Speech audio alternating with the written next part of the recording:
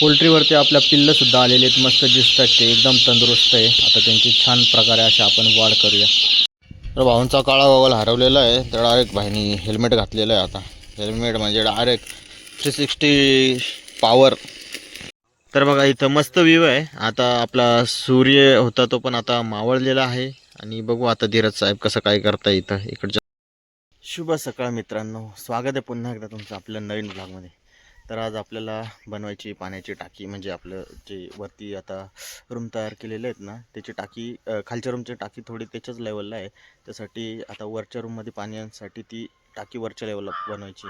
त्यासाठी आम्ही बोललेलं आहे वेल्डिंग करण्यासाठी, म्हणजे एंगल वगैरे आणलेले आहेत. आणि बाकीचे आपले एंगल होते ट्रॅक्टरमध्ये, ते वापरायचे. ते द्राक्ष बागाचे एंगल होते, मग ते वापर करून आपल्याला नाही का इथं घराच्या शेजारीच कुठंतरी टाकी अशी म्हणजे असं उंच करायची आपल्या एंगलनी, त्याच्यावर टाकी ठेवायची. तर आता आम्ही एंगल आणलेले ते कट करून बघूया आता काय होतं ते तुम्हाला दाखवतो, चला. तर आता ट्रॉलीमधून खालून आणले होते एंगल, ते मी बाकी खाली केलेले आहेत, बाकीचे तिकडे आहेत. तर वेल्डिंगवाला आपला बाहेर आलेलं आहे, तर कट करून आता बघूया काय कसं जमतं ते. आणि घराच्या इथं सांगू राहिले इकडच्या साईडला टाकी बांधायला, बघू मग आता कसं होते ते.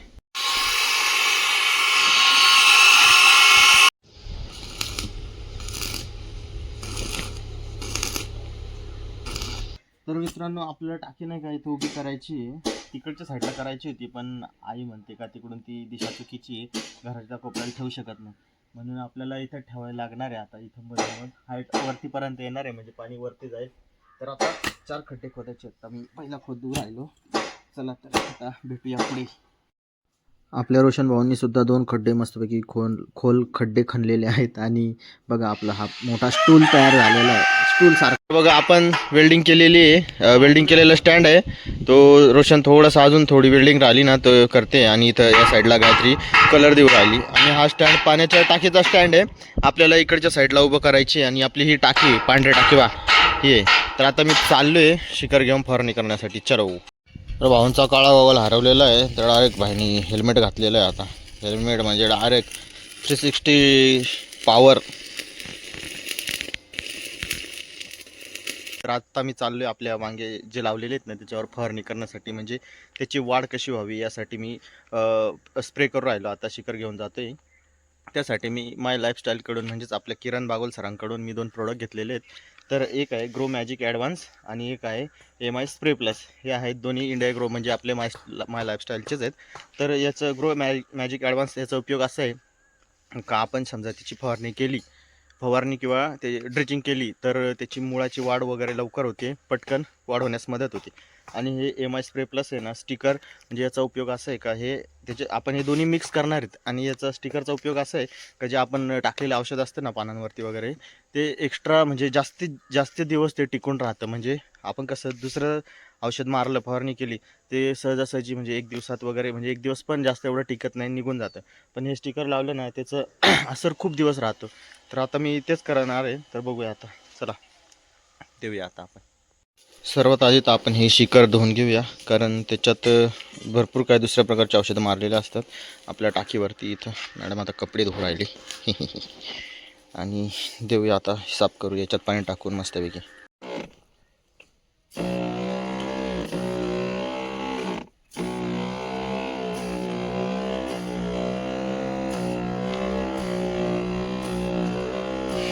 आता आपलं मस्तपैकी फवारणी करून झालेले आहे आणि धीरज भाऊंना फोटोशूट करायचं आहे, तर चला बघूया कसे करतात ते. मित्रांनो, आता एवढ्यात आपल्याला आपण वांग्याला खत वगैरे देऊन झालेलं आहे. तर आता इथं धीरज साहेब म्हणत होते की मला सिनेमॅटिक व्हिडिओ काढायची.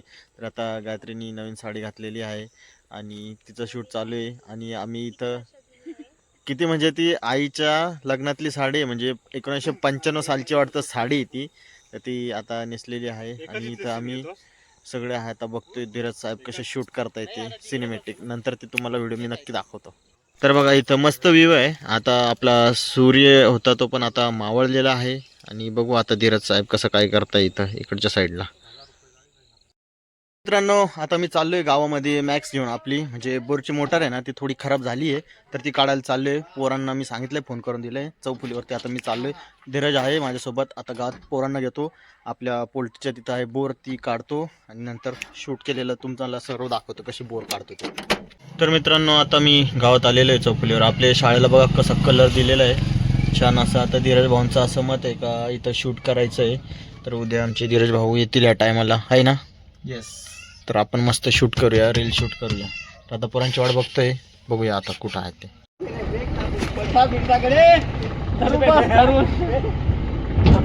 तर आलेलो आहे आता बोर काढण्यासाठी. बघा याच्यात उंदीरचं पिल्लं आहेत. आपण ट्रॅक्टर घेऊन आलेलो आहे, अजित भाऊ आहे तिथं सर्व, इथं दोघे आहेत. आता चला आता काढूया आपण. तर मित्रांनो आज आहे आपला दुसरा दिवस आणि आपल्याला इथं सकाळ सकाळी पिल्ले आलेले आहेत. पिल्लं दिसताना एकदम छान दिसतं, एकदम तंदुरुस्त, म्हणजे काही टेन्शनच नाही आहे, एकदम टवटवीत आहे. आता आपण मस्तपैकी यांची वाढ करूया. तर बघा पिल्लं मस्त खेळू राहिले, इकडे तिकडे धावपळ करू राहिले. तर तेव्हापासून एवढे सर्वजण आले होते, आम्ही ट्रॅक्टरने आपण आणलं होतं हे स्टँड. तर एवढे जण आहेत. भाषण मी आता वरती येणार आहे उचलायला. रस्सी लावलेली आहे इकडच्या साईडला आणि तिकडून सुद्धा काका ते दुसरी रस्सी बांधून राहिली तिकडच्या साईडला आणि हळूहळू वर उभं करूया. भाषाने माझ्याकडे रस्सी दिलेली आहे आणि आपला तो मोठा स्टूल जो आहे ना तो वरती उभा करायचा आहे. त्यावरती पाण्याची टाकी ठेवायची. तर बघा 4 खड्डे खोदलेले आहेत, तर 4 खड्ड्यात ते आपल्याला उभं करायचं आहे. बघूया आता काय विषय होतो तो.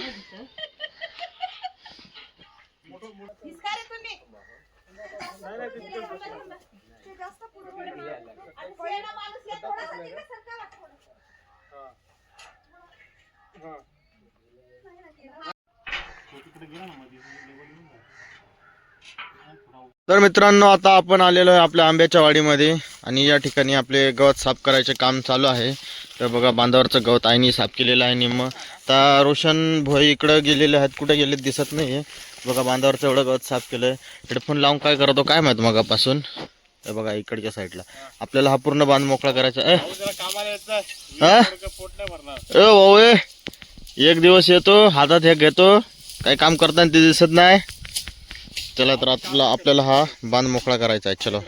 तर मित्रांनो आता तुम्ही बघू शकता रोशन भाऊंनी आपल्या झाडाची फांदी तोडलेली आहे आणि असा विषय आहे का इकडं लोक येतात नको ते कृत्य करायला, त्याच्यामुळं आम्ही डायरेक्ट हा रस्ता बंद करणार आहे. आणि असा विषय आहे का आंबे आपले आता मोहर आलेला आहे आणि आंबे मोठे झाले का चोरी करण्यासाठी येतातच आंबे चोरायला. त्याच्यामुळं आम्ही इथं आता काहीतरी चांगली अशी व्यवस्था करणार आहे.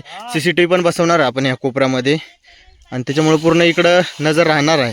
त्याच्यामुळे चोरी करणाऱ्यांनो सांभाळून राहा. पट्ट्यात दिसले ना तर तुम्हाला पट्टे देऊ, है ना रोशन भाऊ? बाईने एवढी मोठी फांदी मोडली. तर ते झाड आता अलग केलेलं आहे आणि याची फांदी जी आहे ना हे बघा एवढं मोठं तोडलेलं आहे. आपण याची फांदी ना एक कट करून इथं मगाशी सांगितल्याप्रमाणे इथं आडवी टाकायची आणि कुंपण करून घ्यायचं आहे आपल्याला पूर्ण. आता इथं आंब्याजवळ आणि ते तिकडं आता थोडा आराम करत आहे. हा बांध पूर्ण आपल्या गवताने भरला होता, तो आता साफ केला आहे निम्मा, अजून पुढं आहे. अरे बाप वाव. तर आता ही फांदी तोडलेली आपण आता पूर्णपणे मोकळी केली आहे. आता इथं कुंपण करूया आणि लय जड फांदी आहे ती, थोडी थोडी करून वर नेऊया आणि डायरेक्ट आडवी देऊया पाडून इथं, म्हणजे लोक येणार नाही मध्ये मध्ये घाण करायला. तर मित्रांनो बघू शकता आता आपण एवढं बांध मोकळे केलेले आहेत. आता आपण सुट्टी घ्यायची, उद्या हे एवढं मोकळं करूया. बघा भरपूर मोकळे झालेत आंबे आता इकडच्या साईडला आणि बघा इधर खून बिन सब बह रहा है. बा इकडच्या साईडला गंतुरीचं जाऊ दे. तर आता आपण निघूया घरी, चला. तर मित्रांनो सगळी कामं आटपून झालेली आहे. आता टाकीसुद्धा वर केलेली आहे. चला तर भेटूया आपण पुढच्या ब्लॉग.